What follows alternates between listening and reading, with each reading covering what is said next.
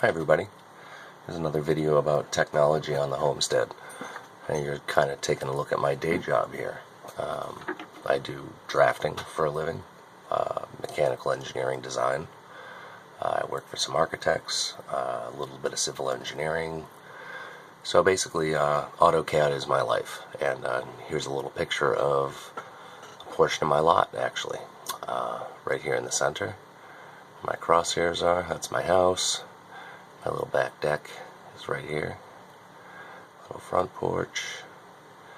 Here's our little barn. A future pole barn that I want to build, a 3-bay pole barn. Our vegetable garden is over here. And, you know, this might seem ridiculous to have in the computer, but I've actually found that it's really, really handy. Now, an example, this light blue line here, right here that I've got selected. This is a fence I want to build. The deer have been decimating our crops this year.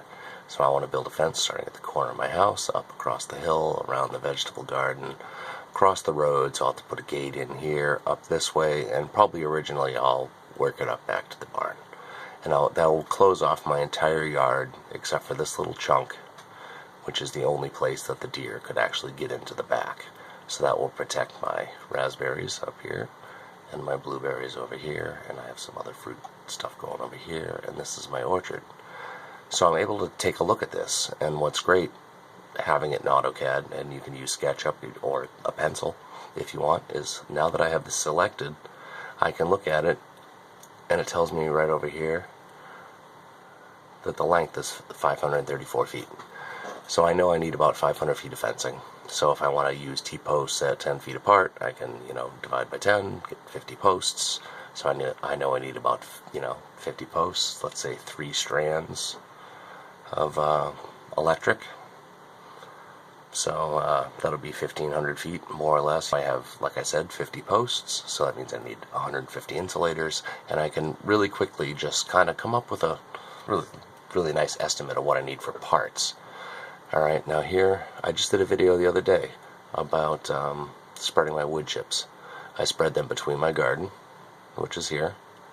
This is all my rock piles and crap, and, these are my rhubarbs. So I can grab this and say, well, how big of an area is that?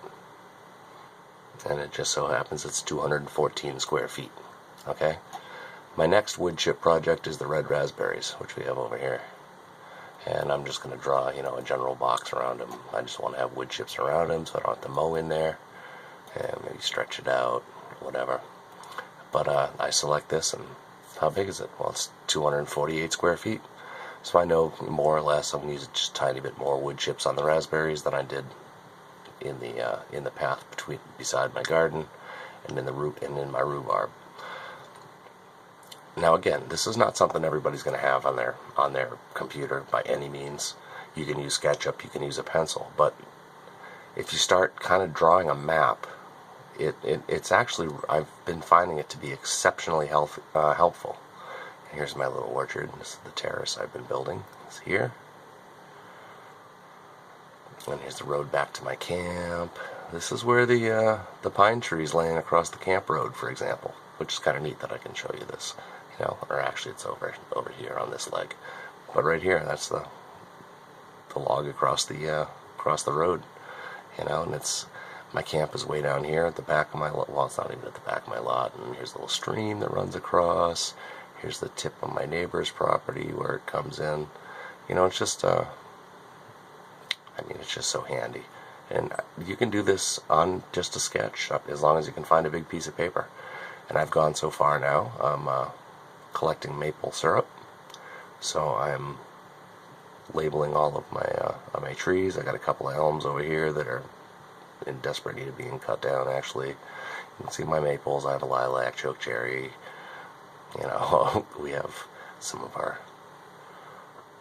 flowers are even labeled in here. It just helps us keep track, and really even, like I said, piece of paper. It doesn't have to be on the computer. The computer makes it exceptionally handy, but it's really useful. How long is that fence? Oh, here's another one. I'm going to build my chicken coop. Alright, this shaded piece is my existing little barn, and we're going to build the chicken coop off the back. And and it's going to be, you know, the size of this blue stuff here. Next to it is going to be a roofed-in pen, and again, I can just get areas, I can count posts, I can do whatever. This is going to be an open chicken pen that has no roof to it, but it's going to have probably 6-foot fencing, and I can easily just select that and say, well, how much fencing is it? Oops, I selected 2 things.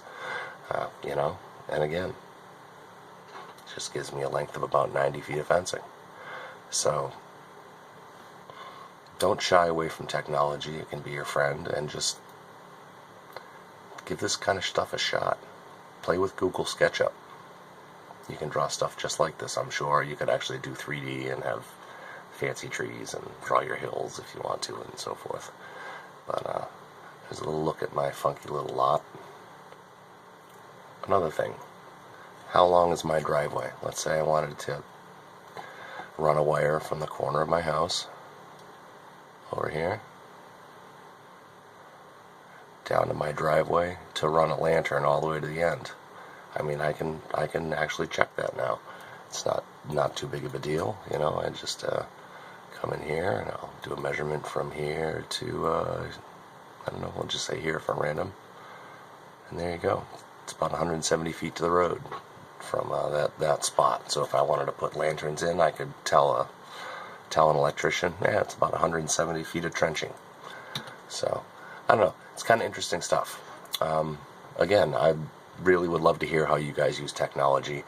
I know this is a very esoteric thing that not many people are going to use, but I'm sure you have your little thing that you do in your day job or your hobby or something else that's kind of a geeky little thing that helps out your homestead. Love to hear about it.